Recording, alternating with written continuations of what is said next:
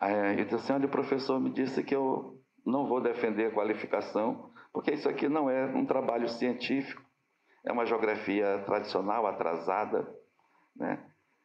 E aí ela me disse assim, Josué, eu boto o meu título no fogo, se isso aqui não for um trabalho de qualidade, né? né? né? Porque a gente dialogava muito. E aí eu fui para uma pessoa que era... para mim, eu não tenho palavras, dizer que ela é muito querida, é muito pouco. A professora Nídia Pontusca, né, que me acolheu em São Paulo como alguém da família, né? E ela nem me conhecia e me acolheu na família e se tornou uma pessoa fundamental na minha vida. Aí eu disse, Nídia, perdi tudo porque o professor não quis meu trabalho. Ela disse, deixa eu ler de novo. Ela leu de manhã, ela disse, Josué, teu professor tem razão, Josué. O teu trabalho é de uma geografia tradicional. Eu digo, Nídia, nem continue, porque se você diz isso, esse trabalho não vale nada. Ela diz, não, teu trabalho é bom. Agora, como que você coloca uma citação de Paul Vital de Lablache para o seu orientador? Aí eu peguei, eu digo, é verdade, tem uma citação, porque... né? Aí eu liguei para ele, professor, eu fiz a correção, eu lhe entreguei a versão errada, eu fiz a correção, o senhor poderia fazer uma nova leitura? E aí ele dizia que estava muito ocupado, que ia viajar para a França, que ia não sei o quê. Eu digo, tá bom, quando o senhor voltar da França, podemos conversar? Aí ele diz, é possível a gente conversar. Aí ele volta da França e não me recebe. Aí eu peguei, liguei para a mãe dele. Eu digo, Dona Maria, eu gostaria de terminar meu trabalho, mas o professor não quer ler. Ele não teve tempo de ler. Aí, 2 dias depois, ele liga para mim e diz, venha falar comigo. E desligou o telefone. Aí eu digo, é tudo ou nada, já não tenho nada mesmo, então vamos, vamos lá. Aí ele pegou, eu entreguei para ele o trabalho que eu fiz minuciosamente, todas as correções que a Nídia me indicou. Tirei a citação de Paul Vidal de Lablache. Foi tudo isso que eu fiz. Aí ele, você falou com a minha mãe? Eu digo, falei. Eu digo, falei. E aí ele ficou bravo, né? Pois eu vou ler seu trabalho. Pegou. Aí depois ele, de uma semana, 2, ele me chamou e marcamos a qualificação. Fomos para a defesa e eu finalizei meu mestrado, né? E Cunhã, Mito e Lugar tratava de um modo de vida dessa comunidade pesqueira e que era uma comunidade que era oriunda de antigos seringueiros, né, que ficaram no local, viveram da pesca e tudo, e estavam sendo retirados pelo recém-criado IBAMA, porque iriam transformar a área em uma unidade biológica, uma reserva biológica, e tinha que tirar a comunidade para proteger o ambiente.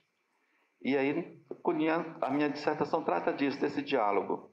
Eu conversando com uma pessoa, um pescador, e ele me disse, olha, eu perguntei, por que o senhor não quer sair daqui? Ele disse assim, porque aqui é o meu lugar. E ele falou com tanta ênfase, eu disse, ele não está me dando só uma resposta, né? É algo muito mais amplo.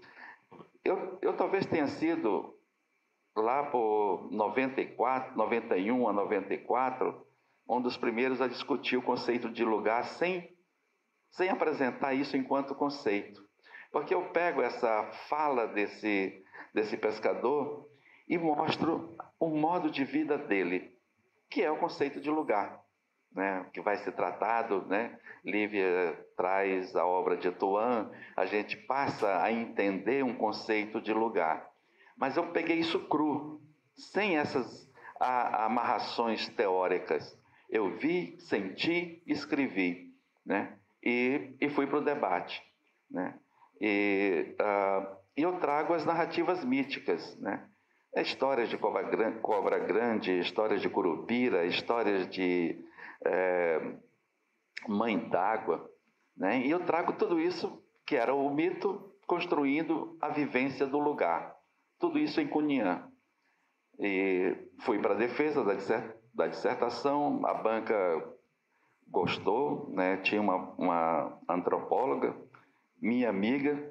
Eu não ia ficar numa banca organizada pelo meu orientador, que eu não sou doido. Botei minha amiga lá e a professora Regina Sader.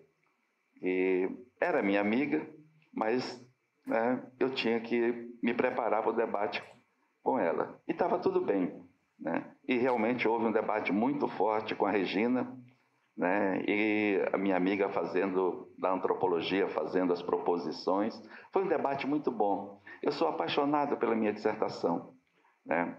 Não tenho a mesma paixão pela tese, mas pela dissertação eu tenho, né? Que foi esse movimento, né, de energia, de esperança, desesperança, de ganhar e perder tudo numa hora para outra, né, e fazer a minha defesa. Mas por que o meu orientador não aceitou uma citação de Paul Vidal de Lablache? Devido à perspectiva política, né, que ele pesquisava, né, e que não tinha espaço mais para uma vivência das pessoas. Eu não sou nascido na beira do rio, mas eu me considero imensamente caboclo. Né? Quando pede uma referência de mim, eu digo sou caboclo, sou beiradeiro, sou da beira do rio, porque o Rio Madeira é o rio da minha existência, é o rio das minhas referências. E é o rio onde eu construí toda a base da minha pesquisa, tanto da dissertação quanto da tese. Isso me leva a insistir em uma ideia que se chamava modos de vida. Porque eu pegava, eu estudei muito o conceito vidalino de gênero de vida e entendi os limites que o conceito em Vidal apresentava e eu não liguei para eles, não liguei para os limites, eu liguei para o que aquele modo de vida me apresentava. E ele estava representado nas histórias. Eu ia com meus grupos de colegas e à noite, né, vinham os pescadores de longe contar as histórias. Quando ele saía, o pessoal ficava rindo, dizia, mas esse cara é muito mentiroso, vem de longe só para contar mentira. Para mim não fazia sentido alguém remar contra a correnteza quase 2 horas para chegar onde a gente estava para contar mentiras e retornar 9, 10 da noite, né? Embora fosse a favor da correnteza, um pouco mais rápido, mas ia chegar de madrugada em sua casa. Eu digo, esse homem fez esse esforço todo para vir contar mentira, não faz sentido, né? E o pessoal rindo, assim, muita mentira que ele contou e tal, e às vezes brincava com ele, conte mais uma daquelas suas histórias. E eu peguei cada uma dessas narrativas e organizei, escrevi, estruturei, né, e entendi uma coisa. Por exemplo, quando se tratava de uma narrativa de Boto, tinha um aspecto, digamos assim, fantástico, mágico, mítico da figura do Boto. Mas tinha ao lado uma ação direta com o ambiente. Esse boto estava dizendo para esse pescador que naquele período não se podia pescar, porque era o período em que os peixes eram alevinos, pequenos, estavam crescendo e que não deviam ser perturbados. Se aquele ambiente fosse perturbado, o boto castigava. E aí o meu pessoal, colegas, né, estudantes, dizem, onde já se viu o boto ter sentimento e castigar um pescador? Mas para mim era algo que eu ainda não conseguia denominar, né?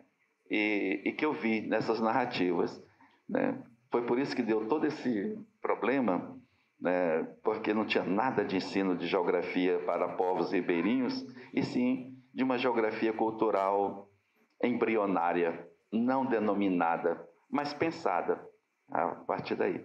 E aí eu vou tratar de modo de vida de pescadores, modo de vida de extrativista, modo de vida daqueles que viviam na mata, e que uma pessoa me dizia assim, eu perguntava, quanto em dinheiro você pegou no ano passado? Eles, não peguei quase nada. Diz, eu lembro que eu peguei R$ 50, né? E eu imaginei, como é que alguém vive, né, tendo pego apenas R$ 50?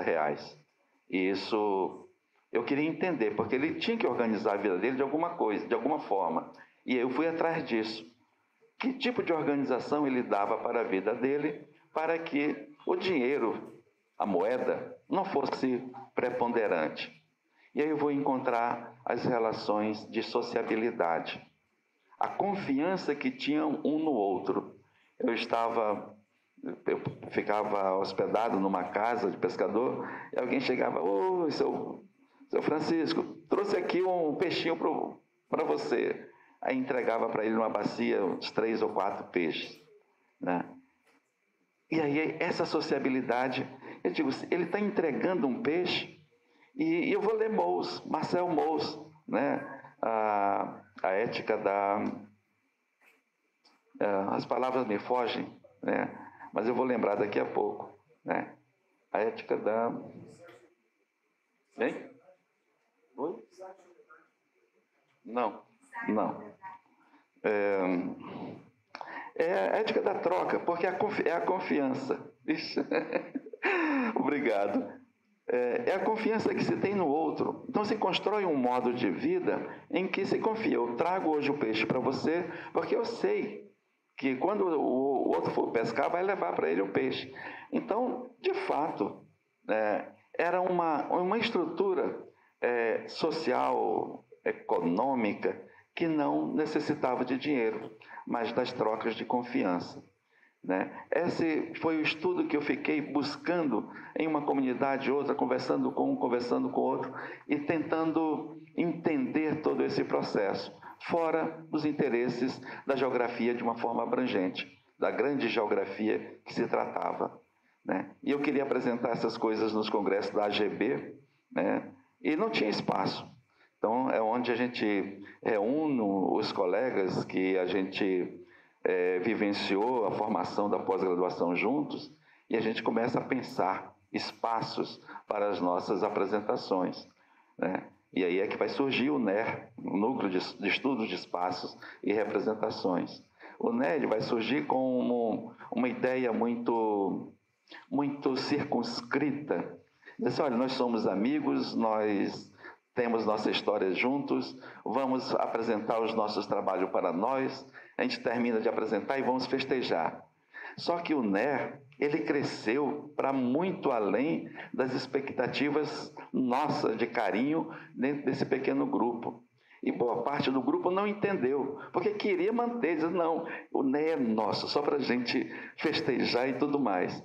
E o NET tinha toda uma demanda de pessoas que também tinham perspectivas semelhantes e que queriam também discutir juntos, né? E o NET se tornou o que ele é hoje. Já caminhando, acho que vou ter oportunidade de voltar a comentar, a minha expectativa para com esse evento de agora é de que nós possamos firmar a resistência com o encontro de geografia cultural e humanista, para que a gente trate das nossas especificidades amazônicas e pan-amazônicas. Porque o Brasil como um todo tem as suas especificidades. Nós discutimos a nossa e vamos para a grande mesa de negociação do Brasil. Mas se a gente não discutir internamente, né? Se a gente não discutir internamente, nós vamos repetir o que está sendo feito, o que está sendo dito, o que está sendo pensado de um modo geral. Então, Amélia, olha, você é de uma resistência, né, que eu te conheço há esse tempo todo, né? Você tem razão, né? O Wallace fez um outro evento desse. Temos razão de manter esse evento, de estar discutindo internamente aqui a nossa forma organização, modo de vida, culturas, valores, saberes, conhecimentos. E principalmente numa perspectiva inclusiva, né, da diversidade do nosso povo caboclo, nosso povo originário, nosso povo extrativista, o nosso povo da pequena agricultura, né? Esse povo, né, precisa que a gente esteja junto, que a gente esteja discutindo, reavivando, aprendendo, trocando ideias com todos eles. E principalmente, nós temos algo que é muito importante, que eu não tive, a Amélia também não teve, no nosso início da nossa carreira acadêmica, que são os programas de pós-graduação. A nossa pós-graduação, ela é importante demais, porque nós colocamos nas nossas pós-graduações os temas que nos interessam, né?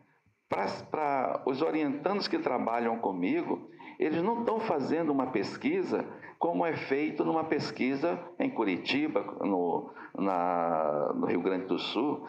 São pesquisas de interesses e uma temática nossa, né? São problemas, são perguntas que precisamos refletir, que é do nosso espaço. Com isso, nós não estamos fazendo uma geografia endógena. Nós estamos tratando das nossas especificidades dentro de uma perspectiva conjunta e coletiva. E aí, eu considero que nessa luta que estamos fazendo, nós estamos formando, articulando um pensamento diferenciado da geografia cultural. Opa, ainda tenho 5 minutos. Nós estamos formando um pensamento, uma ação muito própria da geografia cultural, de uma geografia que nos interessa, que nos inclui. Nós não temos o menor problema de estar trabalhando com o povo originário, com o povo quilombola, com o povo ribeirinho. Nós não temos esse problema. E o que eles trazem é de muita riqueza, né? E que renovam nossa geografia brasileira. E ainda mais, podemos estar discutindo, trazendo uma reflexão sobre o conceito de humanismo, né? Que é um conceito que, na medida que nós estamos na mesma mesa de diálogo com os povos originários, com os povos quilombolas, remanescentes de quilombolas, povos negros e todos os outros grupos, nós estamos tratando de um humanismo muito novo e diferente. Eu quero contar 2 historinhas para finalizar. A primeira, eu venho para cá, para esse evento, participando de um evento que o meu grupo de pesquisa e o grupo de pesquisa da professora Maria das Graças, nós realizamos em Humaitá, né? E lá nós recebemos o cacique Caritiana, cacique João, e a companheira dele, né? E ela, a dona Margarida. Eu preparei uma fala até mais organizada, e quando eu vi que estavam os dois, a dona Margarida me antecedeu. Eu não podia mais falar uma só palavra da estrutura que eu coloquei. Eu reorganizei tudo, porque a fala da dona Margarida, ela é uma fala que traz uma profunda forma de entender as características humanistas que nos interessa. E ela coloca 3 pontos principais. Respeito, né? O quanto que a condição do respeito ela é fundamental para a nossa vivência. E não é o respeito simples, puro e simples, como nós traduzimos o seu significado aqui e agora. Ele é um respeito muito mais profundo, né? O respeito para com o outro, para o pensamento do outro, para a existência do outro, né? E um outro coletivo. Ela não estava falando só o respeito para com ela, caritiana, mas o respeito para com todos os povos indígenas, para com todos os povos negros, para com todos os povos não indígenas e não negros, para com a humanidade. E eu achei fantástico. Eu achei fantástico porque é um conceito profundo, né, que nós precisamos entender para construir uma ideia de humanismo. O segundo ponto que ela coloca é o cuidar, né? E ela parte de um cuidar de si e um cuidar do outro, nós cuidando um do outro e juntos nessa relação nossa com a natureza, porque a natureza vai ter também a sua humanidade, né? E aí, eu digo, é de uma sabedoria muito grande, é de uma sabedoria profunda. E o terceiro ponto que ela vai mostrar como é que se dá esse humanismo é o aspecto da inclusão. Nós precisamos ter o esforço de incluir, né? E eu fiquei encantado, chocado, né? Um aprendiz, um recém-chegado nesse debate, ouvindo a dona Margarida. O segundo é mais rápido, o segundo exemplo, a segunda historinha é mais rápida e eu encerro. Eu orientando um rapaz no mestrado do povo Oroarã, deve fazer uns 10 a 12 anos, eu tinha uma dificuldade muito grande. Eu dizia para ele, Francisco, você tem que ler, né, tais livros, e eu botava para ele ler. E ele chegava e dizia assim, professor, eu não li os livros porque os sabedores não deixaram. E aí eu digo, como assim, Francisco? Eles não querem que eu leia esses livros. Eu digo, Francisco, quem é teu orientador aqui, Francisco? Eu ou os sabedores? Eles, professor. Eu digo, tá bom. Aí eu digo, Francisco, no tal período você vem para a gente ter os seminários e tudo mais. Eles, professor, não posso vir. Esse é o período da colheita da castanha. Eu digo, Francisco, colhe tua castanha e venha para cá. Aí eu estava indo no limite, né? E aí chegou o momento em que eu digo assim, eu não consigo orientar o Francisco, ele não vai terminar. E num dia desses, o Francisco abre a minha porta com 2 cachos de banana comprida. Ele diz, professor, eu trouxe para o senhor. Eu olhei para o Francisco e digo, vamos na tua aldeia, né? Vamos combinar, eu quero ir na sua aldeia. E eu fui. Uma semana depois eu fui na aldeia do Francisco. Conheci os sabedores.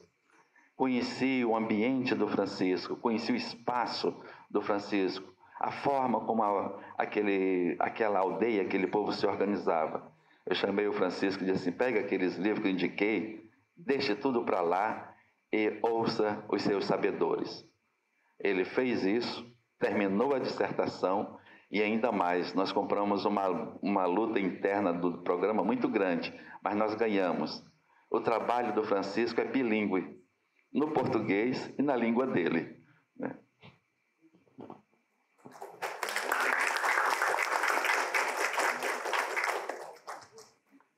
Muito obrigado, professor José.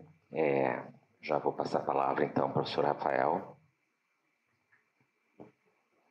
Obrigado. Boa tarde a todos e a todas. Boa tarde àqueles também que estão assistindo online, né, pelo YouTube. Eu tenho muitos amigos, colegas espalhados pelo Brasil que estão acompanhando o evento, né. Primeiramente, eu gostaria de agradecer, me sinto honrado de estar compartilhando com vocês aqui.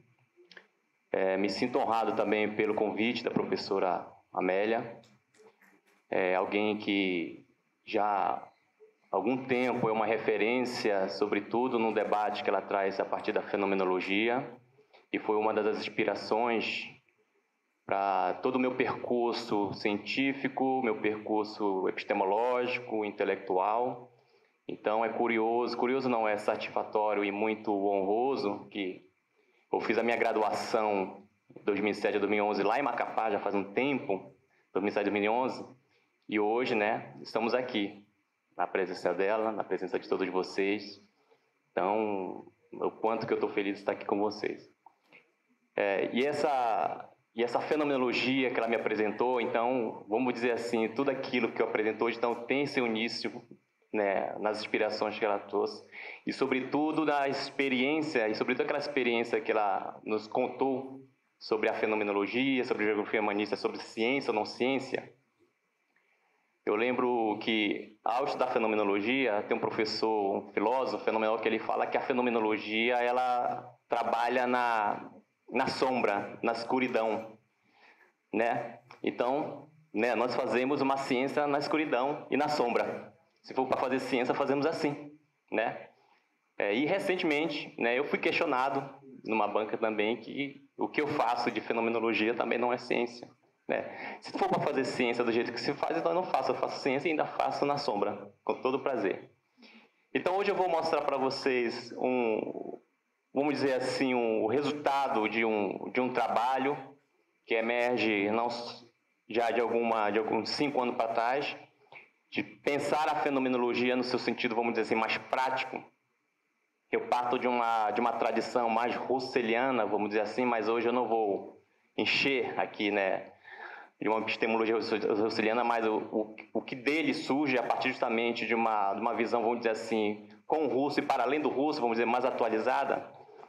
Até porque eu tenho uma perspectiva bem crítica que, embora toda a contribuição que a tradição da geografia humanista deu com o uso da fenomenologia dentro da geografia, mas acho que houve uma instrumentalização. Mas, claro, isso estava obedecendo a um contexto, a um momento.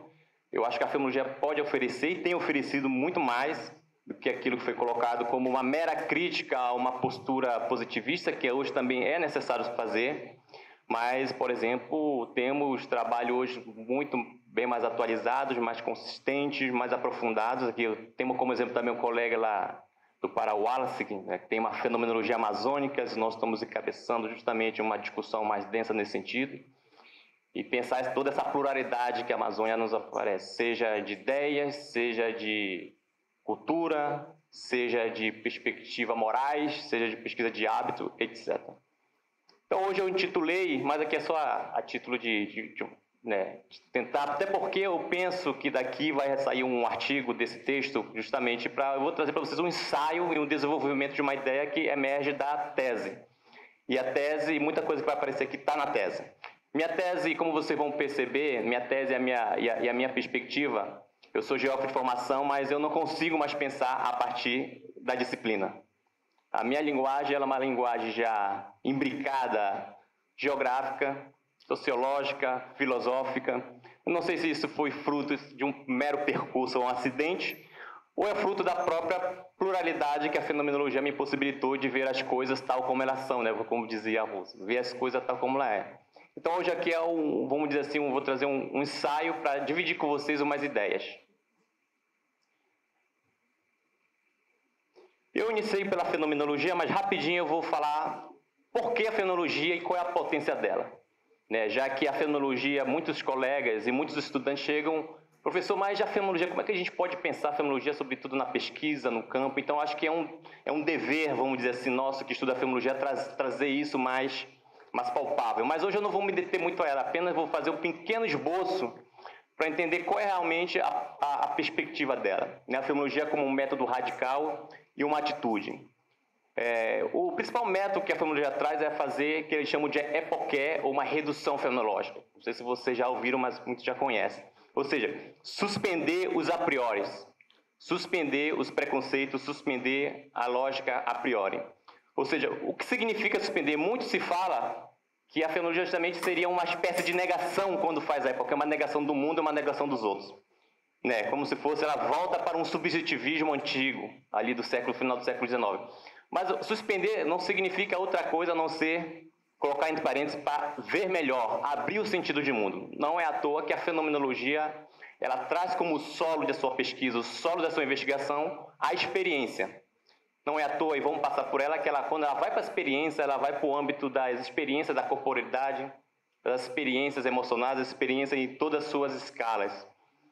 Mas, para mim, o que é mais importante quando o pesquisador, o geógrafo, o sociólogo, quem for aquele que trate a fenomenologia na sua forma mais radical, é que ela instaura não como um mero método científico, mas como atitude, ela instaura de imediato uma pergunta ética. Porque ela quebra no seu início a velha dicotomia que ainda preside a ciência mais natural, né, de um apartamento do mundo e de entender que o daqui para lá é objetificado. Ou seja, isso implica que o outro ele deixa de ser objetificado, como eu costumava falar, o meu objeto. Então, ela aproxima, justamente, a experiência ela aproxima da vivência das pessoas e o pesquisador ele deixa de ser aquele que eu olho daqui e vocês estão ali, né? Você é meu objeto de pesquisa. E ele passa a entender que ele é parte de um mundo da vida, um mundo vivido ou um mundo circundante que nós falamos. Então, para mim, a primeira postura, ela é ética, porque a fenomenologia como método, ela não é, como eu falei, um método, ela é uma orientação e ela é uma atitude, porque ela requer do pesquisador um novo modo de apreender e experienciar a realidade. É se colocar no mundo, não é outra coisa. É se colocar no mundo junto com os outros. Então, por exemplo, eu peguei até aquela última frase ali, anotar o outro, o Martin Buber, no seu livro Diálogo e Dialógico, ele faz uma passagem muito interessante que ele fala assim, o pesquisador normal, o positivista, ele chega lá e ele quer anotar o outro. A casa, assim, ele quer anotar, ele quer explicar, ele quer... E eu tenho um exemplo muito claro quando fui fazer um trabalho de campo lá no interior do Pará com a agricultura familiar. A pós-graduação queria que nós levássemos planilha cheia de questionários e perguntas. E eu cheguei numa comunidade, tinha 36 famílias, eu cheguei na casa de um agricultor, ele estava para o meio da sua lavoura, trabalhando, bati lá e ele apareceu, cansado, já suado, trabalhando na roça, é duro que só. E ele sentou, me convidou, vamos tomar um café e começou a bater papo. Falou da sua vida, falou das suas experiências, e eu ali preocupado com a planilha bem aqui, assim, né? Eu falei, como é que eu vou fazer? Eu preciso anotar. Eles querem que eu fique anotando. E aí eu falei, como seria duro se eu chegasse assim, ó, por favor, é interessante a sua vida, mas eu preciso preencher isso aqui, né? Eu não fiz. Estou falando aí, você vê... Eu não estou dizendo que fazer questionário, fazer isso não é importante para a ciência. Só estou dizendo que a fenomenologia, ela não toma só como a verdade ou a sua riqueza, ela não está só no campo justamente da quantificação, da estatística, etc. Eu vou passar isso aqui que não vai precisar. Mas como a fenomenologia, então, ela se encontra, eu vou começar agora a adensar um pouco mais, como ela se encontra com a geografia? Como ela contribui para a geografia? Né? Primeiro, ela retira a geografia da sua perspectiva positivista, da sua perspectiva objetificada. E quando falo da geografia, não é só geografia pautada na quantificação, não. A própria geografia que abraçou a história, ela cai no outro positivismo, mas que é historicista. Porque às vezes a gente fala de uma geografia, de um positivismo como se estivesse vinculado só a perspectiva daqueles que fazem quantificação. Mas o historicismo é uma forma de objetivação. Mas também não vou me adentrar a isso. Então ela retorna, ela dá para a geografia a experiência, e é uma experiência mundana. O que significa isso? Vou tomar como exemplo a Terra, que a geografia toma a Terra, né? Como vamos dizer, como, entre aspas, usar o termo, seu objeto, assim, ó, o local da sua experiência. A fenomenologia, quando ela vai fazer uma discussão sobre a corporeidade e a espacialidade, por exemplo, é o que o Russell vai dizer que a Terra ela deixa de ser um objeto como qualquer outro objeto no espaço. Ela não é um mero objeto, ela é a arca originária. O geógrafo Hettner também ele vai falar que a Terra é a morada do homem. Merleau-Ponty vai falar que a Terra serve de berço. Dardel, como já foi bem citado, ela vai dizer de uma base de realização que ele chama de geograficidade. Estou querendo dizer, estou dando exemplo da experiência. Quando a gente retorna para a experiência, você retira o papel, o aspecto objetificado, para entender o sujeito na sua experiência cotidiana. Então a Terra aqui ela deixa de ser, até porque até ali o processo de revolução da ciência, a Terra era vista como um planeta entre outro planeta. E aqui ela passa a se tornar a sua base de realização. Então é o que o Dardel falou, o geógrafo, então há um mundo aprendido geograficamente, a partir do geógrafo humanista, o geógrafo fenomenológico. Né? Há, vamos dizer assim, um reencontro com o mundo. A ciência moderna, ela separou o sujeito do mundo. E a fenomenologia, ela reencontra, o sujeito ele é parte do mundo.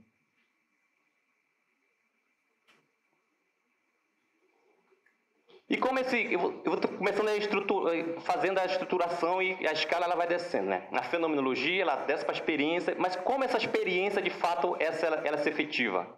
Há vários outros modos, mas aqui eu vou ficar um pouco na corporidade, porque é um tema que já tem até passado.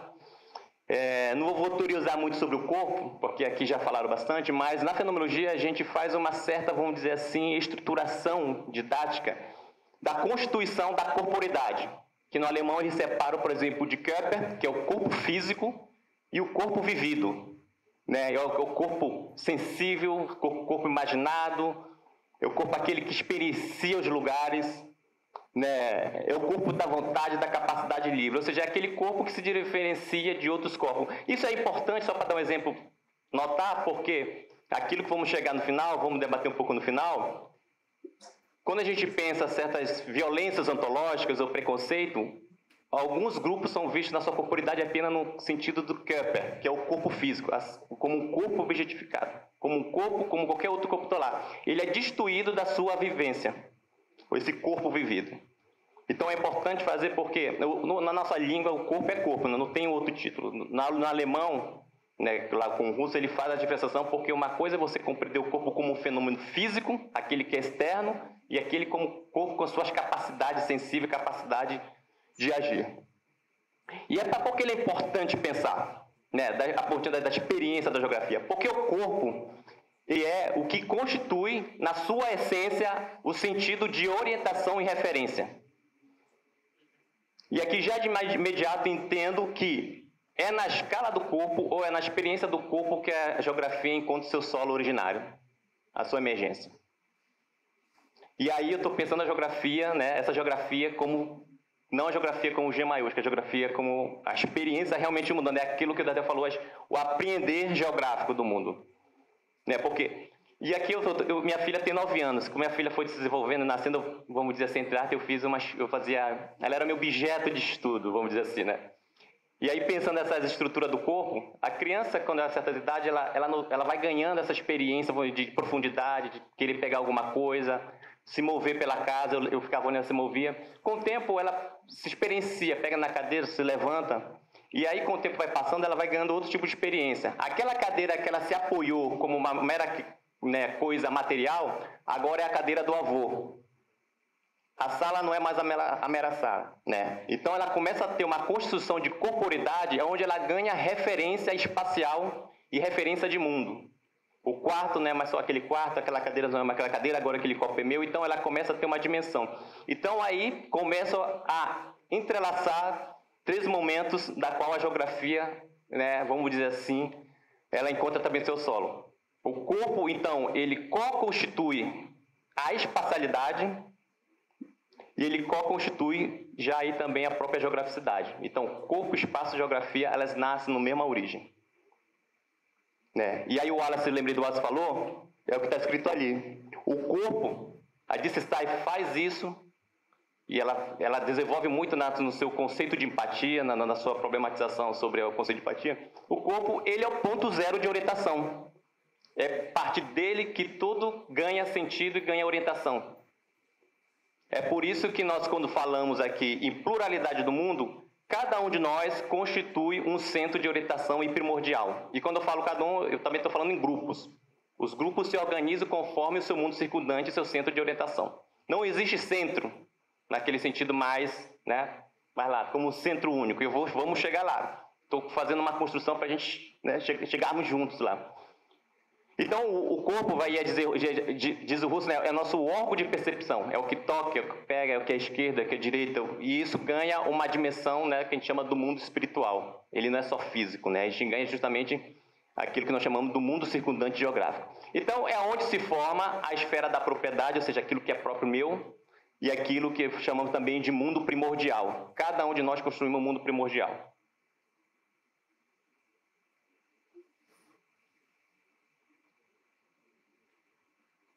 Então, todo o corpo, ele está, então, né, co-constituído numa espacialidade. E é nessa espacialidade, né, que forma a nossa capacidade de agir e de atuar. É a partir dele, e aqui eu já estou nas estruturas do próprio mundo da vida, que podemos falar do mundo do ribeirinho, o mundo do artista, né, o mundo do quilombola, Estou querendo dizer que cada corpo, ou comunidade de corpos, vamos dizer assim, ele constitui seu mundo primordial. A experiência, né, eu vivi em Abaeté, que é um município próximo de Belém, são 72 ilhas, a experiência daqueles que vivem em toda a sua mais profundeza a vida do rio, como os ribeirinhos, a corporidade, a espacialidade, o lugar que é constituído a partir deles, não é a mesma constituição de alguém que nasceu numa grande metrópole ou nasceu numa agricultura familiar, justamente por aquilo que eu considerei inicial, né? Então, os corpos ligados, né, aí se eu quisesse elevar mais, ele cria uma comunidade tão vital, que a gente chama que é o sentido de comunidade, que é diferente do sentido de sociedade, que não, vamos dizer, os estados usam, nação, estava conversando sobre o nazismo, né, o Hitler usou muito os conceitos de povo, nação. Então, cada conceito desse, ele cria justamente uma agenda política que é uma relação de poder. Mas o sentido mais vital que podemos falar é a ideia de comunidade. E eu vou até fazer uma reflexão a partir de Stein, fazer uma problematização dessa ideia de comunidade. Né? A comunidade vital. A comunidade é onde se entrelaça, se constitui a nossa linguagem corporal, a linguagem falada, onde podemos nos entender. A de Stein entende que na sociedade não há uma ligação vital entre as pessoas, porque, né, é uma questão mais numérica, é escala. E abre as portas, e até que eu estou falando, abre as portas para pensar uma geografia dos afetos. Há de alguns professores e professoras que estão desenvolvendo isso, uma geografia justamente dessa corporidade mais entrelaçada. Eu lembro até quando se fala em afetos, eu lembro de Spinoza, ele fala que dos afetos tristes e dos afetos alegres. Né? Os afetos alegres são aqueles, né, aqueles que, quanto mais a gente se une corporalmente, mais a gente aumenta a nossa capacidade de agir. É aquilo que nós fazemos. Estamos num comum, num objetivo comum, e isso aumenta a nossa capacidade, mesmo com todas as dificuldades. E os afetos alegres, justamente, quando você não entrelaça essas corporidades, você diminui a capacidade de agir.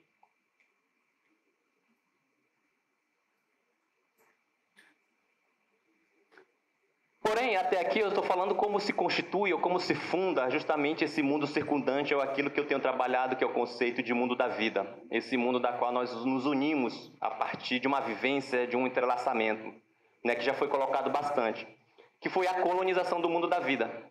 Esse conceito de colonização do mundo da vida, ele aparece em Russell para fazer uma crítica que a ciência se distanciou da vida cotidiana. Aquela velha crítica, né, da epistemologia, como se a ciência, ela que descobre os problemas e as dificuldades do mundo da vida. Ele pensa ao contrário, diz, o mundo da vida é lá que estão os problemas, lá que estão as dificuldades, tem que partir de lá e não daqui. Então, a colonização do mundo da vida, e sobretudo amazônico, né, é uma colonização que foi feita pela ciência, e ela faz dentro da própria ciência, como já relatamos, né, diz o que é a ciência e o que não é ciência, quem faz e quem não faz. É uma colonização também entre a diferença entre doxa e episteme, né? Ela dá pela técnica, não preciso também falar muito. Ela se deu pela tecnologia, e aí aquela discussão rebate no que é tradicional, o que é progresso, o que é moderno. Uma colonização pelo dinheiro, e aí Habermas fala bem sobre isso, sobre a questão da linguagem, como o dinheiro e outras formas de burocratização acabou retirando da nossa vida as formas mais essenciais linguísticas entre as pessoas. Elas ficam no âmbito mais restrito, mas em certa esfera você não tem uma forma de comunicação, por exemplo, com as instituições. Então é uma colonização que se dá no mundo da vida. A colonização política, né, da qual eu estou desenvolvendo. Sobretudo na Amazônia, há uma dificuldade grande de se compreender ou se debater a ideia de crescimento e desenvolvimento. Falar em desenvolvimento para populações tradicionais é diferente do governador de lá falar em desenvolvimento, porque para ele mais Vale agora vai aumentar a sua capacidade de atuação no estado do Pará. Então, tudo isso gerou uma violência ontológica, que é tudo que já foi colocado, o apagamento. Significou uma aversão ao outro. O outro, pela consciência da colonização, o outro, a diferença passou a ser colocada como algo que deve ser eliminado. E aí também eu fiz um capítulo na minha tese, quem estiver interessado, de uma fenomenologia da estranheza. Ou seja, o estranho, ele é aquele que tem que ser afastado. O estranho é aquele que interrompem a minha vida habitual. Então, o outro, a partir da consciência da colonização, ele tem que ser eliminado e anulado. Né? Porque é aquela ideia da unificação, a ideia de uma hierarquização, isso, né, acabou impactando de forma bem significativa no próprio fazer política. E, sobretudo, estou falando até de política pública mesmo, quando a política pública era pensada totalmente deslocada da vida cotidiana. Eu poderia citar vários exemplos onde política pública foram pensadas para certos lugares que não tem nenhum tipo de conexão com a vida cotidiana das pessoas.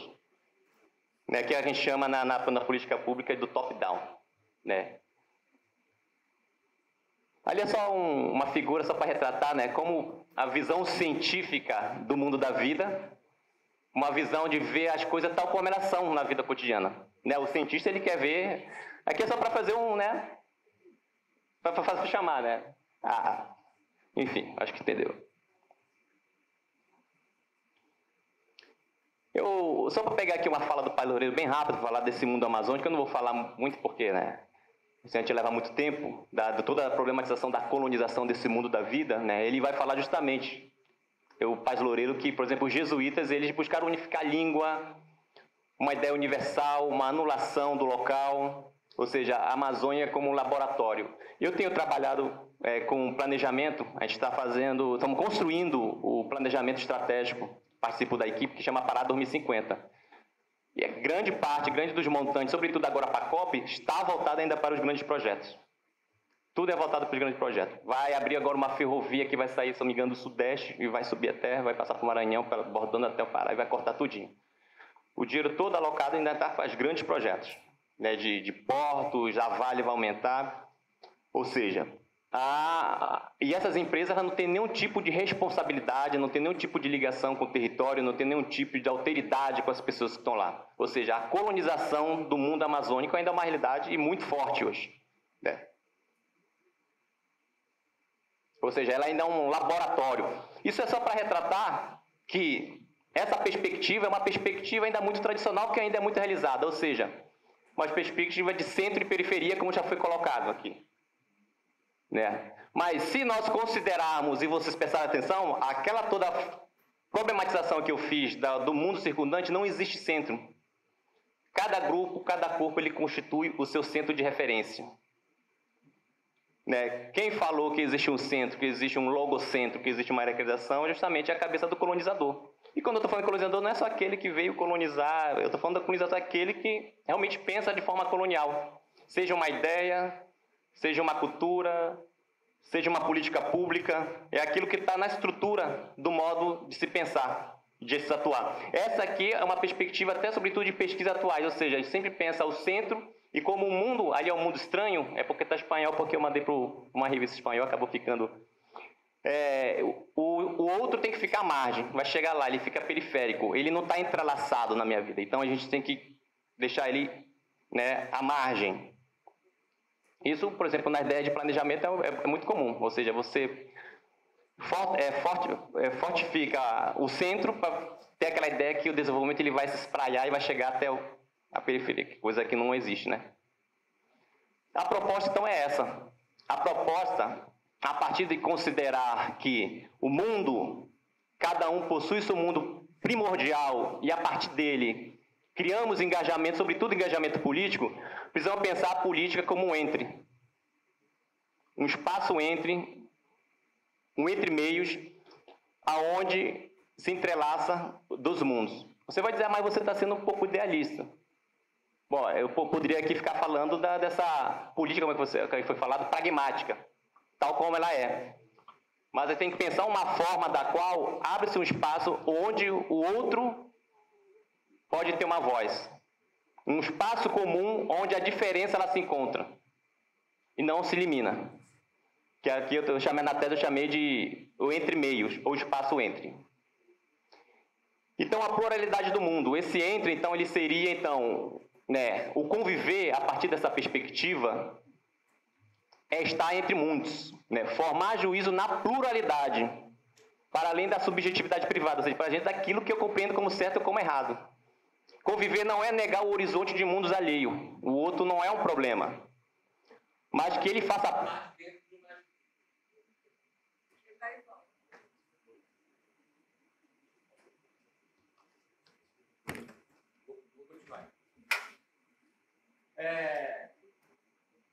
que ele faça parte dentro de uma esfera comum, que ali é o ente, né? O espaço, então, ele deve ser livre e não fechado, possibilitar a opinião dos outros para garantir a sua reflexão. Não basta pensar formas comunicativas, o próprio Habermas fez, o ideal de formas comunicativas, mas de uma comunidade de comunicação. Esse espaço entre seria justamente a possibilidade desse comum, ou seja, um espaço comum entre diferentes. O caráter público, então, é a marca distintiva da democracia, pois é na controvérsia que faz dela um mundo comum. Democracia, então, nessa perspectiva, não é igualdade de opiniões, né? Mas a sua pluralidade. Que é a distorção que a gente acha que a democracia é que a gente tem que pensar todo mundo igual, unificado. Obrigado. O comum não trata, então, da liberdade de opiniões, né? Dentro da própria esfera do comum. O comum não é qualquer opinião, mas observações em torno de uma comunidade que pretende ser comunidade no horizonte de uma intersubjetividade teleológica, ou seja, a ideia do comum. O espaço entre a possibilidade onde os diferentes possam se comunicar. É difícil, mas dessa forma, é uma possibilidade para fugir dessa política pragmática e positivista, vamos dizer assim, arbitrária. Para finalizar, então, né, a partir dessa perspectiva que eu estou chamando de uma intersubjetividade política, né, da qual você reconhece o mundo do outro, o meu mundo e o mundo do outro, e um espaço comum entre eles, eu passo a compreender que qualquer e toda violência, ela anula a política na sua essência. Mas você vai me perguntar já, professor, mas a política se faz com violência. Que é assim que muitos dos meus amigos meus que trabalham com a decolonialidade, que a política atualmente ela só se faz com violência. Vou deixar em aberto, eu não vou tentar argumentar, mas a partir daquilo tudo que eu construí aqui, a violência ontológica ela anula na sua essência a política. A negação, a anulação, o apagamento do outro anula a política na sua origem. E aí, só para finalizar, iniciando com o corpo, finalizo com o corpo. O Frantz Fanon falou, né? Mas é na corporidade que se atinge o preto. Né? E é a forma mais cruel, porque como vimos, o corpo ele é a nossa primeira camada com o mundo. É nosso horizonte de referência, de orientação. É a partir dele que nós lidamos com a experiência do mundo. Então, o negro, no sentido do racismo, é aquele que experiencia na sua origem a sua destituição corporal. Ele é destituído na sua origem da sua corporidade. Então, eu não posso compreender que se a violência, então, ela é imposta, ela impossibilita esse negro de alcançar a esfera de uma esfera política. A não ser se você compreender que política é violência, mas aí ela deixa de ser política, ela é violência. Mas é isso. Obrigado.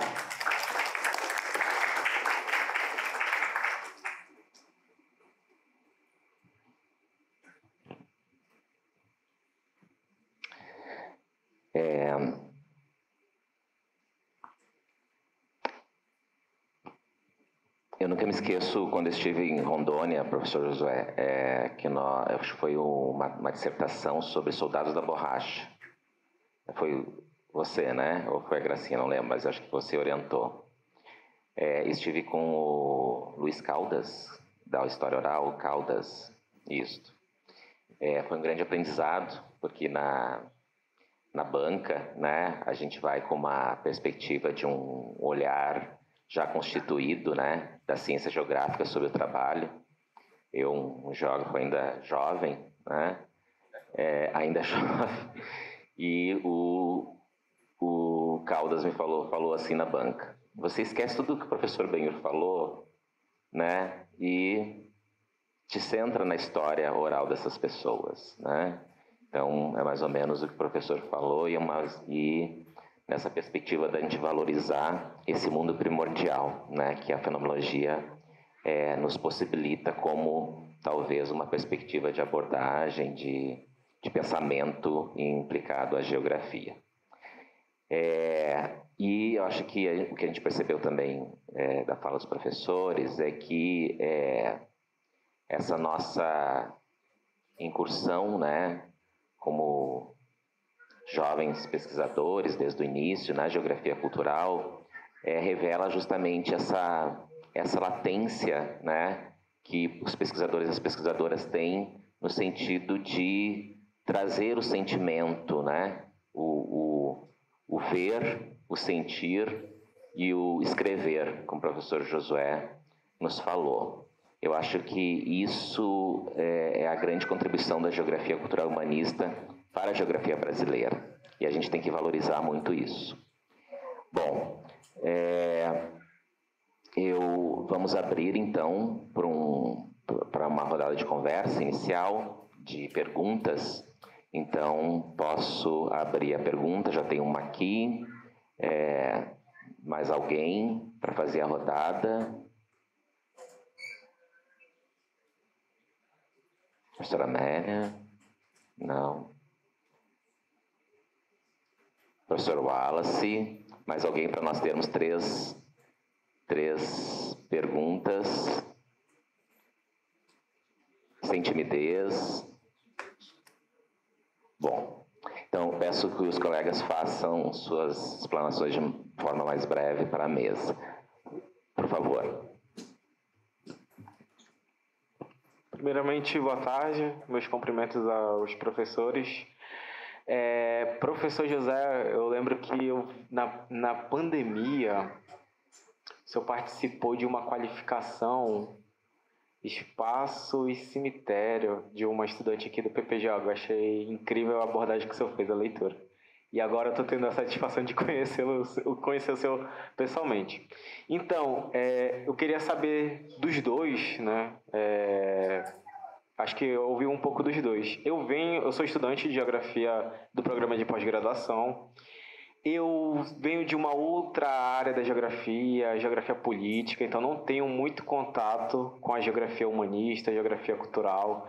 Eu acho que o contato mais íntimo que eu estou tendo desde a graduação até agora na pós-graduação é por meio também do evento, que está sendo muito interessante, eu estou achando. E eu fiquei curioso até para tentar, não sei se entender, até porque eu não tenho leitura, né? Não tenho cabedal deficitária, minha leitura em geografia humanista, fenomenologia, mas epistemologia e teorias da geografia cultural e humanista. Eu queria saber onde que está, qual é o lugar, qual é o acréscimo da geografia cultural e humanista da Amazônia ou da região norte, não sei, porque durante todo o evento, né, desde o primeiro dia e até hoje, a gente vê várias abordagens, né, a gente vê uma contribuição, eu vou até usar, acho que o termo, eu estou muito positivista, né, acaba sendo, meio difícil de não usar esses termos, né, mas de tentar diferenciar teoria e empiria, né? Assim, qual é o acréscimo teórico da geografia humanista, cultural amazônica ou da rede, né? Na geografia humanista como um todo. São 40 anos, eu penso, né? Com a contribuição da professora Amélia, desde a tese, dissertação, posso estar 28 anos? 20 anos, perdão. Mas desde a década de 90, né, o encontro de vocês lá na USP e de outros colegas. E aí eu queria saber qual é o acréscimo da teoria, né, em termos universais. Eu acho que o senhor acabou pontuando, o professor Josué e também o professor Rafael, trazendo abordagem, né, outros exemplos, mas eu queria, para além da empiria, enfim, é isso.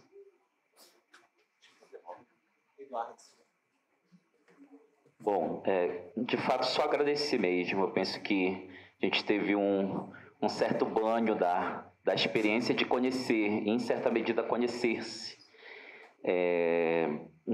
Nas falas do Rafael, na fala do professor Josué. Nome? Eduardo. Eu penso que o que eu vou falar muito brevemente, que é uma provocação também para a mesa e para todos nós, é sobre um pouco do que o Eduardo coloca, mas na contramão disso. Eu já tenho muita clareza eu não penso por acréscimo. Eu acho que a gente tem que ter uma diferenciação clara do que é a precisão e do que é o rigor. Do que é a dimensão quantilógica da realidade e do que é a dimensão da espessura da realidade. a espessura da realidade não funciona por acréscimo, mas pensando muito o que você colocou, é também a minha questão. Nós somos a sombra da sombra. Eu e o Rafael, a gente discute na madrugada, nos bares da vida, sobre o mundo. E como sombra da sombra, talvez tenha chegado o momento da gente questionar se é o humanismo e uma geografia humanista que estamos fazendo. E talvez ousar abandonar o nome, em certo sentido. Porque abandonar o nome é abandonar uma identidade, em alguma medida. Quando vocês falaram, só veio à minha cabeça duas questões que são absolutamente fundamentais. Eu queria que, se pudessem, algumas palavras sobre isso, valeria muito a pena. Porque, em termos amazônicos, não dá para fazer uma geografia humanista se ela não for mais que humana.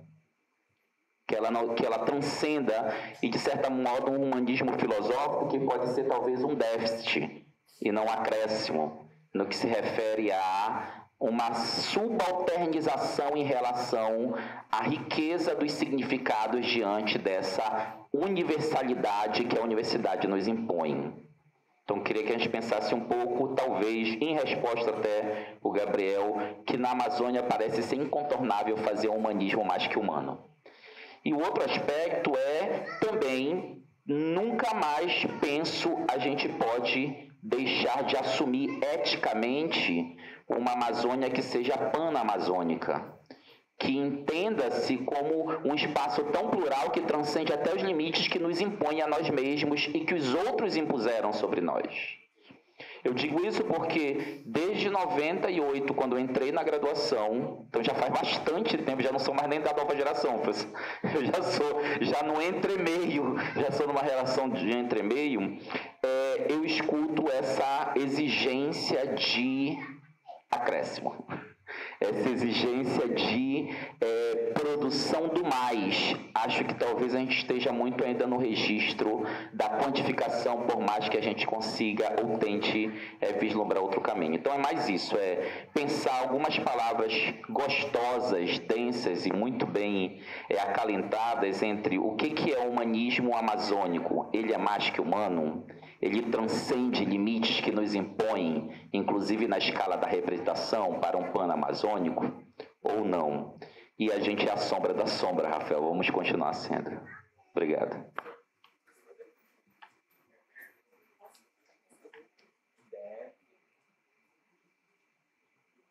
Boa tarde a todas e todos. Boa tarde aos expositores, ao professor Benhu. Cheguei, já tinha iniciado, né? Então pego um pouco da fala do professor Josué e também toda a fala do professor Rafael. A fala do professor Josué me chamou muito a atenção e é a ele que eu dirijo a minha pergunta, a partir também de uma experiência pessoal, né? Na verdade, de pesquisa. Eu venho da geografia agrária, trabalhei com comunidades ribeirinhas, né? A partir da pesca.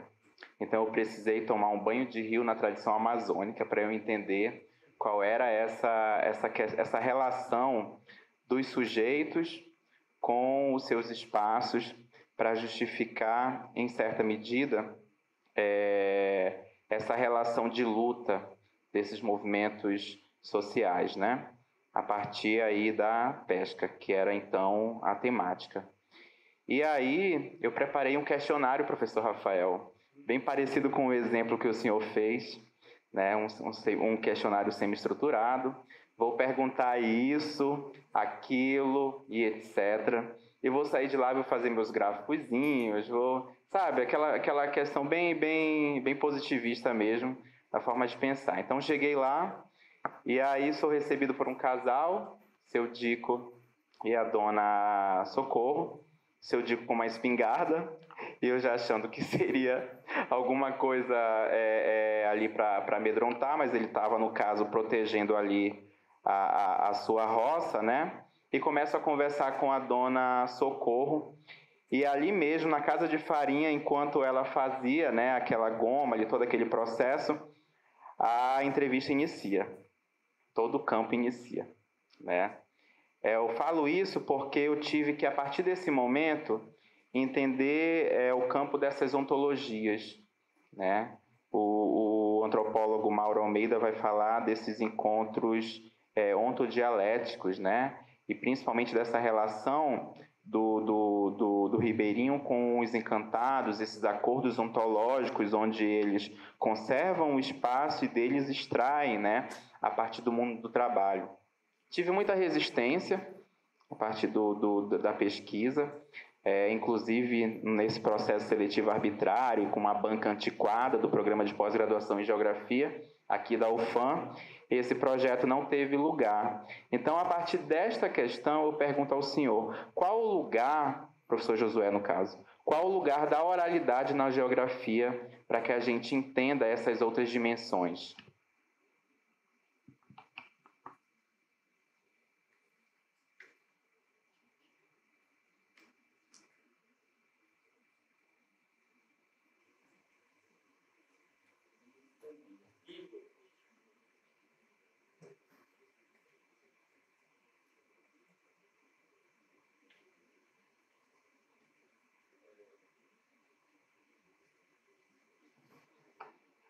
Bom, vamos ao debate, né? A troca de ideias. Mesmo com uma pergunta tão direcionada assim, Igor, as respostas são construções, né? Eu posso dizer que eu tenho uma perspectiva rebelde dentro da estrutura do fazer científico, do fazer a geografia. Eu não sigo, né, os ditames da geografia que eles colocam e tudo, os grandes autores da geografia que nós temos hoje. Eu não me preocupo muito com eles. Eu os leio, né? Eu sei o que eles estão querendo dizer. Eu posso debater com essas ideias.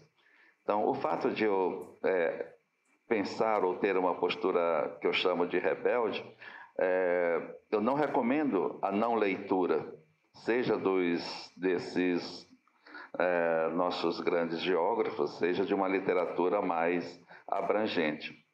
Então, o que eu tenho destinado a minha preocupação? Eu quero entender outras coisas, né? Eu quero entender, por exemplo, o patrimônio que nós temos e que estamos construindo. E eu acho que a palavra patrimônio não é nem tão bem aplicada assim, mas nós temos programas de pós em toda a Amazônia, orientamos e pesquisamos, mas nós não fazemos uso. Dificilmente um estudante, um colega, um orientando, vai fazer citação de um trabalho que foi feito, seja no seu próprio programa, seja nos programas do Norte. Isso é complicado, né? Então, está todo mundo muito preocupado em dar conta de uma teoria geral, abrangente, ampla, né? Mas esquece que nós temos uma base, nós temos uma produção, nós temos algo que é bastante importante e significativo e que precisa ser entendido. Eu digo para os meus orientandos, eu digo, olha, o tema que você está tratando, o nosso programa, tem tais e tais pessoas que trataram dessa temática. Veja até onde eles chegaram. Estabeleça a crítica, estabeleça a conexão, até onde foi o esforço, o que eles estão, o que eles proporam. E precisamos discutir isso. E eu penso também que para isso é preciso uma certa coragem, porque nós nos acostumamos a uma ciência muito bem delimitada, muito formal, muito específica, muito presa dentro das normas de uma ABNT, que eu fico imaginando, é necessário? Mas por que o nosso artigo, nosso texto, ele passa a ser visto de imediato, quando você olha assim, olha, ele citou Neto, quando o cara é Costa Neto. Pronto, ele não sabe coisa nenhuma de ABNT, eu já ponho em dúvida esse artigo. A gente tem muita calma no processo de que a gente assume uma formalidade em que a gente esquece também que a estrutura científica é uma estrutura política e de classe, né? E ela é representativa também de classe. Então, de quem nós estamos falando, com quem nós estamos aliados, né? E isso é claro, né? Não passa pela minha cabeça uma perspectiva de um fazer. Não queria usar a palavra neutro, mas não vem outra agora. Não passa pela minha cabeça que haja uma neutralidade no fazer de um pesquisador.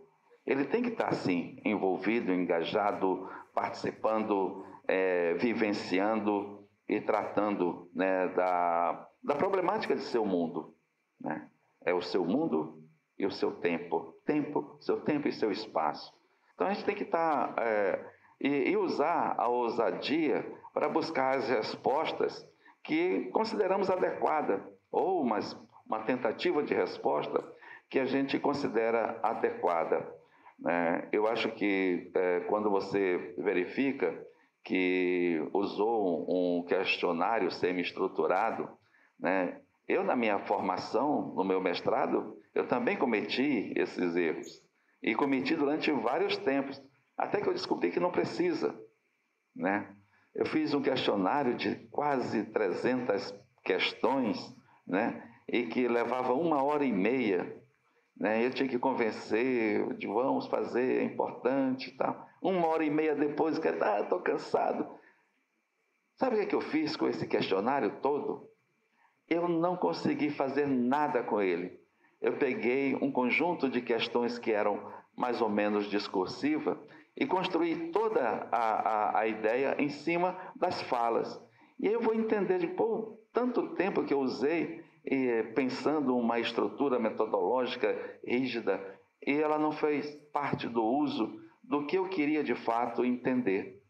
Então temos uma perspectiva muito ampla e eu acho que a gente tem que ter a tranquilidade do desafio, do acreditar que aquele caminho é um caminho possível de ter um entendimento, de uma busca de resposta para aquela problemática, né? Lembrando que, né, esse é um caminho que o próprio Paulo Freire nos coloca enquanto perspectiva, né? O mundo, nós estamos sempre à busca de perguntas. O que vai modificar o mundo não são as respostas, são as perguntas. E aí nós temos que saber como, na medida em que a gente faz perguntas sobre o nosso mundo, sobre o nosso tempo e nosso espaço, nós estamos interagindo, vivenciando, compreendendo e ampliando as nossas perspectivas. Eu tenho tratado ultimamente de um conceito, né, que ele é um conceito que nasce junto com os povos originários já há algum tempo, que é o conceito do bem viver.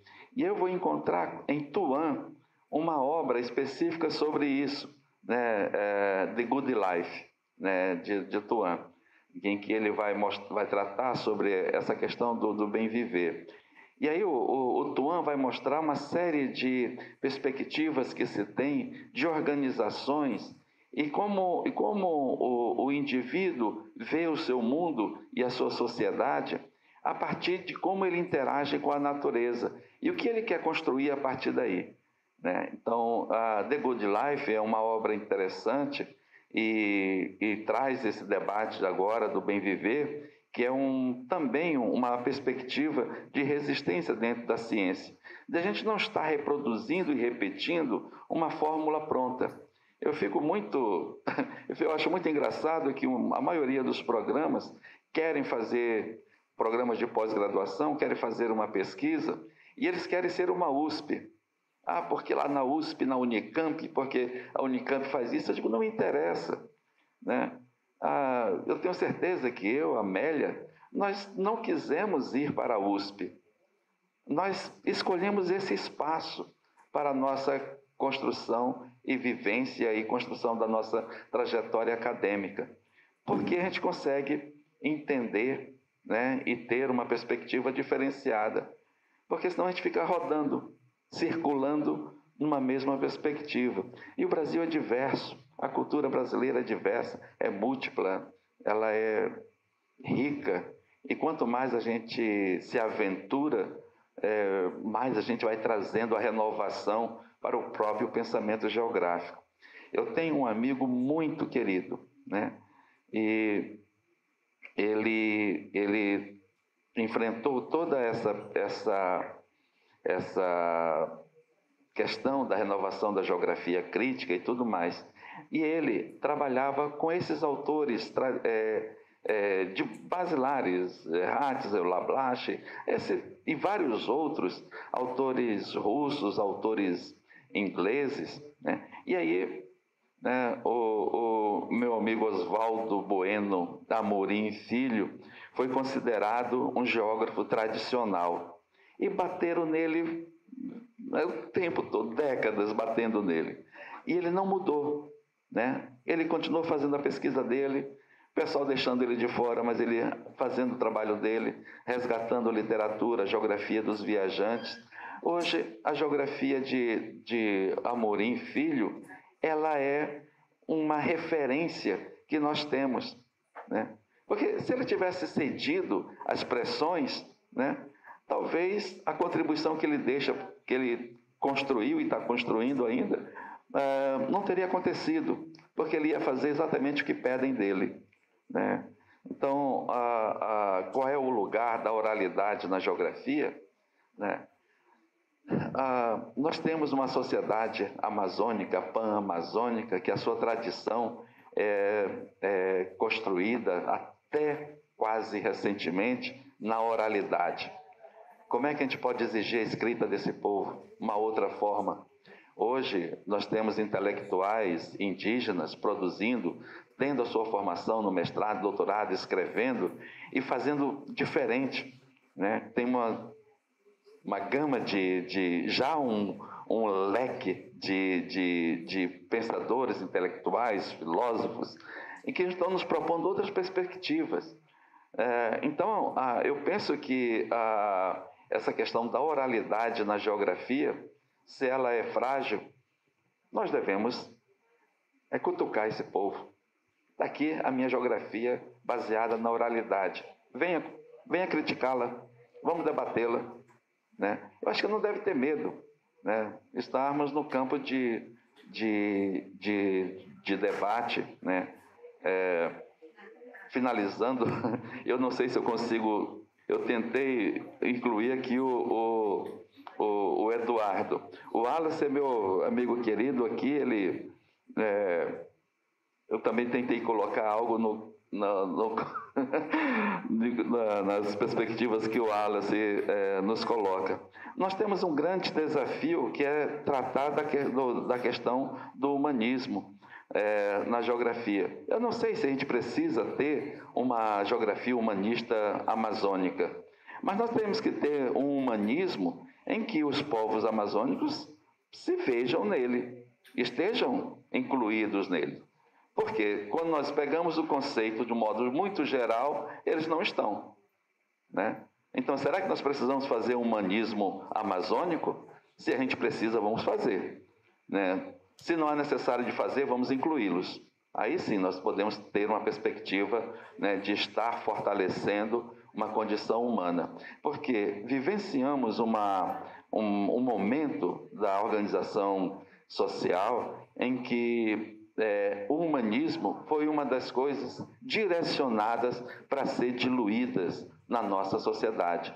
Nós transformamos o outro com muita rapidez em coisa, né, em objeto, né? Eu fiz isso muito recentemente, mas com raiva, e de repente eu percebi, digo, olha, a minha crítica para quem tem uma visão muito rasa e particular da sociedade, eu não posso chamar esse povo de gado.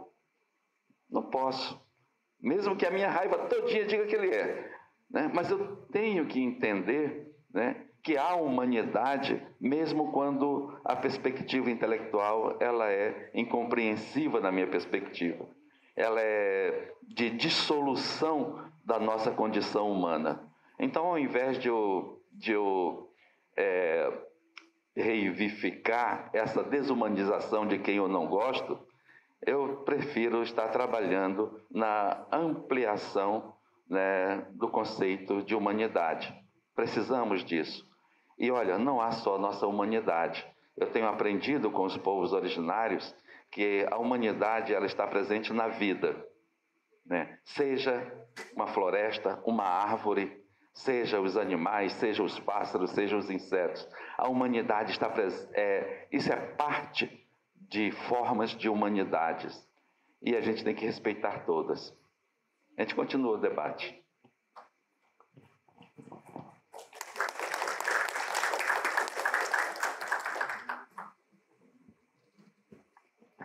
Vou começar pelo humanismo, né? O Wallace sempre vem com essas discussões densas e infinitas. Porque não vai acabar aqui, né? Claro que não, né? Mas eu vou na linha do professor, né? Eu acho que temos 3 saídas. Se a gente fosse realmente recortar o que foi esse humanismo, sobretudo plural europeu, podemos falar de um humanismo que parte da burguesia, né, de uma perspectiva burguesa na França. Poderiam falar do humanismo científico, aquela consolidação da ciência, do Renascimento, onde tem a afirmação do logos, da razão. Ou poderiam falar de um humanismo voltado para um sujeito da racionalidade. Como você falou, não encaixamos em nenhuma dessas, de você pensar o humanismo amazônico.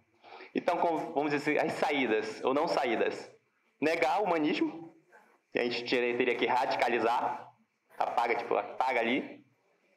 Ou inclui, como se fosse uma agenda política, inclui no humanismo já existente, ou algum humanismo mais existente, ou também faz uma outra radicalização na linguagem, no sentido da palavra. Aí um humanismo, vou dizer, amazônico, mas aí é um trabalho, vamos dizer assim, mais no sentido de hermenêutico, vamos dizer assim, de você meio que radicalizar a linguagem, que tem alguns colegas deleuzianos que gostam de radicalizar as palavras, né?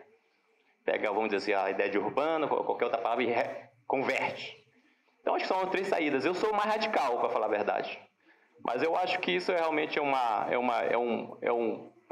um desafio, porque de tudo aquilo que falamos nesses dias, a Amazônia ela é plural, ela é complexa, ela é diversa. Como é que a gente vai pensar esse humanismo nessa pluralidade toda? Não existe centro, né? Então, eu acho que a interrogação ela fica. Eu acho que é um exercício desse evento, é um exercício de outros, do primeiro, um exercício que vai se continuar. E aí, eu acho que a gente vai continuar com esse debate em vários outros momentos. Então, como sempre, não há resposta, né? Eu só para comentar o que o colega falou lá que não se preocupe, não é uma crítica aos questionários, né? É que não é só isso, né? Ela faz parte. A ciência, que é um termo antigo já, positivista, não é positivista, mas aqui foi só para colocar, né? Para chamar a atenção. Ela tem essa contribuição, como tem tido até hoje. O problema é que, em detrimento só disso, se negou uma outra parte. Por exemplo, a questão da subjetividade. Né? E muitas vezes também se entende a questão da palavra subjetividade é colocada como uma coisa negativa, não científica ou subjetivista. Né? Então, em detrimento a uma agenda mais de uma racionalidade científica, acabou se destituindo outro tipo de saber. E aí a fenomenologia ou a geografia humanista ela vem justamente para incluir ou reincluir ou atualizar certas temáticas dentro da própria geografia humanista, trazendo outras dimensões, como emoções, espaço, emoções, hábitos, saberes, por exemplo, tem muitas discussões. O espaço, ele é muito visto, como foi colocado, como uma instância social, mas cadê a discussão ética, moral, a discussão da linguagem? O espaço ele é constituído de pessoas e de intersubjetividades. E, ao se apropriar com ele apenas como uma categoria, e aquela crítica que eu estava fazendo, não, partimos de uma categoria sempre a priori, você aprisiona todo o porvim da pesquisa. Né? O espaço ele é constituído de pessoas, e pessoas têm processos de alteridades, empáticas, têm comportamentos assim, assado, e a geografia ela se fecha um pouco para outras dimensões, vamos dizer, mais sociológicas. E se fecha nesse sentido para a possibilidade de diálogo com as outras áreas. Eu acho que uma das grandes contribuições que a geografia humanista, sobretudo a TOC, está fazendo, estou falando da palavra humanista, viu? Por enquanto pode falar, né? Ela tem um diálogo muito bom com outras áreas. Ela retorna com uma filosofia, ela retorna com uma perspectiva sociológica, ela retorna com uma perspectiva etnográfica. Conheço muitos amigos que trabalham com a perspectiva etnográfica para alimentar essas pesquisas mais empíricas e fenomenológicas. ela dialoga com a psicologia, por exemplo, eu estudo bastante psicologia. Então, e é isso que é vamos dizer, a geografia mais normal, vamos dizer assim, apesar até um termo do Kuhn, quando ele fala da ciência normal, ela tem já o seu a priori, a sua epistemologia, etc. Então, ela amplia epistemologicamente, ela amplia o modo de apreender o mundo, ela amplia as dimensões categoriais, que é essas que são dadas. Eu lembro que o professor falava assim para mim na disciplina: se você não escolher uma categoria geográfica, você não é geógrafo. Aí eu ficava doido na geografia, eu dizia: eu preciso escolher uma categoria geográfica, senão eu não vou fazer geografia. Eu não sabia o que fazer. Então, como eu falei, dessa ponta da perspectiva, quem vem primeiro, o que me preocupava, tipo, mas eu quero saber do sujeito, das pessoas, eu quero saber da categoria, mas depois.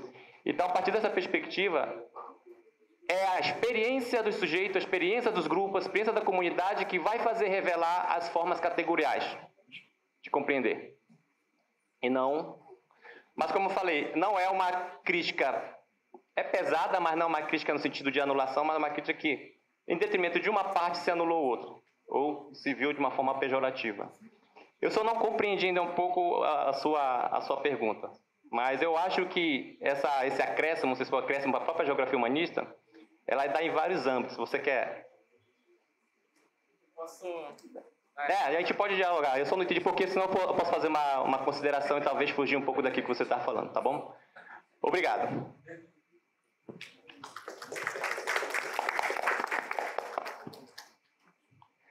Bom, não temos mais tempo, infelizmente. Eu já fui avisado aqui pelos meus aparelhos eletrônicos. Não temos mais tempo.